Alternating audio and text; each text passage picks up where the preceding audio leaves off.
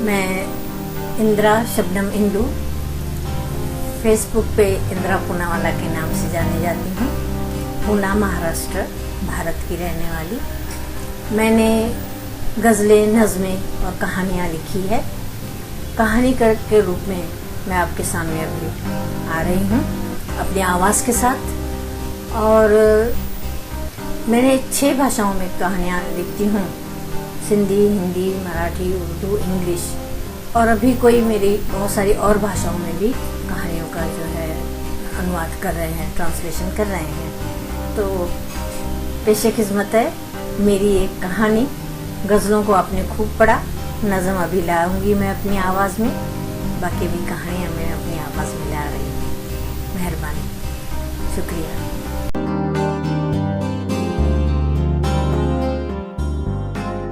दिनों की बात है, मुझे अपना प्रैक्टिकल अनुभव थोड़ा सा हुआ था जब मैं वार्डन थी जेल की। उस अनुभव से मैंने बहुत सारी कहानियाँ लिखी है और अभी भी एक आपके सामने पेश खिदमत है। कहानी का नाम है एक बदहवास पल। इस बार मेरा फैसला पक्का है, बस अब हम दोनों को मिलना चाहिए। तुम और मैं एक लंबे अरसे से चाहते हुए भी नहीं मिले हैं। अपनी पाक मोहब्बत की कुर्बानी देते रहे। तुम अपने और मैं अपने निजी ज़िंदगी में पूरी ईमानदारी के साथ मसरूफ़ हो गए। मैं अपनी नौकरी में, घर गृहस्थी की जिम्मेदारियों में उलझा रहा। माँ और बाबूजी की खिदमत करते हुए मेरे बच्चे बड़े हो गए, पढ़ लिख कर पैरों पे खड़े हो गए, उनकी शादियाँ हो गई। तुम भी अपनी जिम्मेदारियों से आज़ाद हो गई हो। अभी तुम्हारे बच्चे भी बड़े हो गए हैं, उनकी शादियां भी हो गई है। बस मंजू, अब बहुत कुछ हो गया। अब कुछ पल जिंदगी के साथ रहकर गुजारें। उसने खत ख़त्म किया, लिफाफे में डाला, उस पर पेपर वेट रखा, लेकिन लिफाफे को बंद नहीं किया क्योंकि गोंद यानी गम की बोतल उसे नहीं मिली और टहलने के लिए ऊपर बरामदे में छत पे चला गया। आसमान में पूरा चांद चमक रहा था। बादलों से लुका छुपी खेल खेलने लगा और वह तारों को देखने लगा। सितारे उसे बहुत प्यारे और अपने अपने से लगने लगे। वह बचपन से ही तारों को घंटों से देखता रहता था। माँ उसे थपकियाँ देते हुए कहती थी, छोरा सो जा। सारी सारी रात आसमान में आंखें अटकाए जागता रहता है। क्या है इस आसमान में और इन तारों में? इतना मुझे चांद तारे बादल, अम्मा मुझे चांद तारे बादल बहुत ही अच्छे लगते हैं। ऐसा लगता है नीलगुण आसमान को निहारता रहूं, बादलों के अलग अलग रंग रूप देखता रहूं। खरगोश, हाथी, सारे जानवर, पंछी, पेड़, मुख्तलिफ किस्म के तस्वर करो, वो वैसा बादल को रूप लेता दिखाई देता है। तारों को खूबसूरती को ताकता रहता हूँ। मेरा जी नहीं भरता आसमान को देखते हुए। पगला दीवाना, माँ ने गाल पर हल्की सी चपत लगाते हुए कहा। कुछ वक्त वह तारों के आंख मिचौली देखता रहा और टहलता रहा। उसे याद आने लगा मासूम मंजू का मुखड़ा और उसकी आवाज़। मनोहर, तारा टूट कर गिरा, लेकिन अपने आंचल की गांठ बांध न सकी और अपनी आरजू या दुआ नहीं मांग पाई। मनोहर, हर बार मेरे साथ ऐसा क्यों होता रहता है? लोग कहते हैं तारे टूटने के वक्त जो दुआ हम करते हैं वह ज़रूर पूरी होती है। मैं पगली, फटी हुई आंखों से टूटते हुए तारे को देखती ही रहती जाती हूँ और मेरी आंखों के सामने तारा टूटकर गायब भी हो जाता है। मन्नू, क्या इस तरह में हम दोनों आपस में नहीं मिल पाएंगे? क्या हमारी पाक मोहब्बत शादी के बंधन और मंडप तक पहुँच नहीं पाएगी? मंजू, तारे, सितारे, कायनात, किस्मत, इन सब में मेरा पूरा भरोसा है। शादी का एक तकदीर की बात है, 2 हाथों के लिखा हुआ नसीब है और उस बात पर मेरा यकीन है। अगर 2 मोहब्बत करने वाले शादी के बंधन में नहीं बंधेंगे तो नसीब अलग अलग रुकावटें डालता ही रहेगा। उसने उसके बालों में उंगलियां फेरते हुए कहा, मंजू देखो, तुम्हारी वालिदीन अपने धंधे में शामिल किए हुए शख्स से के बेटे से तुम्हारी शादी करना चाहती है। उन्होंने वादा कर लिया है। दोनों खानदानों के लोग एक दूसरे के गहरे दोस्त हैं। उन्हें कोई नौकरी करने वाला दामाद नहीं चाहिए, अपना धंधा करने वाला चाहिए। अमीर आराम पसंद लड़का उन्हें अच्छा लगता है। तुम्हारी वालिदैन मेरे साथ शादी करने के लिए मना कर दिया है। वो तुम्हें सुखी देखना चाहते हैं, तुम उनका कहना मान लो। मंजू ने मनोहर की शर्ट का कॉलर ठीक करते हुए कहा, न सिर्फ मना कर दिया है, डैडी ने तो खुदकशी करने की भी धमकी दे दी है। तुम ही बताओ मनोहर, मैं क्या करूं? मैं वालिदैन की ख्वाहिश के खिलाफ कोई भी कदम उठाने से महजूर हूं। मैं उनका दिल तोड़ नहीं सकती। मुझे माफ़ कर देना मनु।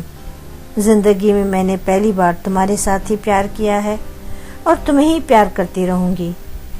बस बेजान मूर्ति की तरह घर गृहस्थी की जिम्मेदारी निभाती रहूंगी, एक मशीन की तरह जिसमें दिल की धड़कनें नहीं होती है। शायद उसके सही वक्त पर टूटते हुए तारे को देखे अपने आंचल में गांठ बांध लीजिए। चिपकते रोते ससरते उसने मुझसे विदा ली और मुझसे अलग हो गई। एक उम्मीद लेकर मुझसे कि मुझे भी फौरी शादी करनी पड़ेगी किसी और लड़की के साथ, और एक दूसरे के खानदान में हम कोई भी रुकावट या बाधा नहीं डालेंगे। हमारी घरेलू जिंदगी एक जदोजहद होगी, हमारा प्यार एक इबादत होगा, और हमारी जो परिवार के लोग हैं हमारी वजह से परेशान ना होंगे। तन मन से दोनों ने उस अहद को निभाया। आज क्या हो गया है? मंजू की याद बहुत सता रही है। ऐसा लग रहा है उसके बगैर एक लम्हा भी बिताना मुश्किल हो रहा है। घड़ी में वक्त देखा, वह बहुत देर से छत पर टहल रहा था। उसे कुछ याद आ गया। वह जोर जोर से कह लगाने लगा, हंस पड़ा। आज मंजू ने टूटे हुए तारे को देखकर अपनी अधूरी दुआ पूरी करने के लिए तो नहीं मांगा है, मनोहर से मिलूं। वह एक बार फिर से जोर से हंस पड़ा और अपने कमरे की तरफ चल पड़ा। उसका मंजू के नाम पर लिखा हुआ खत लिफाफे से बाहर पलंग पर पड़ा था। उसके सिरहाने दूध का गिलास ढका हुआ रखा था। वो सोचने लगा, मधु उसकी बीवी कमरे में आके गई है, ये मोहब्बतनामा पढ़कर दूध का गिलास रख गई है। उसने खत वो पढ़ लिया होगा।